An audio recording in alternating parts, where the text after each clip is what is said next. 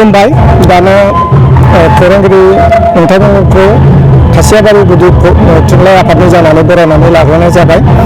दानो जोंहा दिनै बर' थुनलाइ सान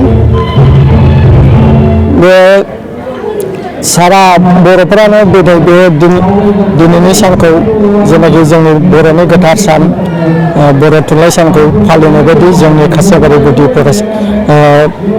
गुदि बर' थुनलाइ आफादाबो दिनै सानसेनि हाबाफारि लानानै फालिनो लानाय जादों आरो जोङो बेखौ दा फालिगासिनो दङ। जोङो बेहाय फुंनिफ्रायनो जोङो माखासे हाबाफारि लानानै जोङो बे सानखौ गाजा गोमजायै फालिनाय जादों। बेनो जाबाय जों फुङाव जोङो जोंनि बर' थुनलाइ आफादनि फिरफिलाखौ बिरहोनाय जाबाय। बेजों लोगोसे मुंख्लंफोरनो बिबार बावबाय।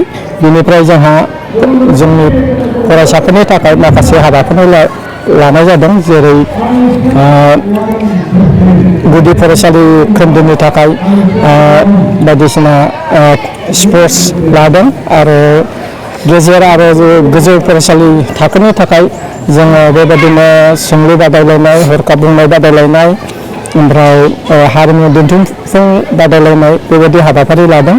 दा बिनि उनाव जोंहा दंबावो गेवलां मेल। बेवहाय जोंजों माखासे हांख्राय जानाय आलासिफोर फैगासिनो दं आरो माखासे सफैदों।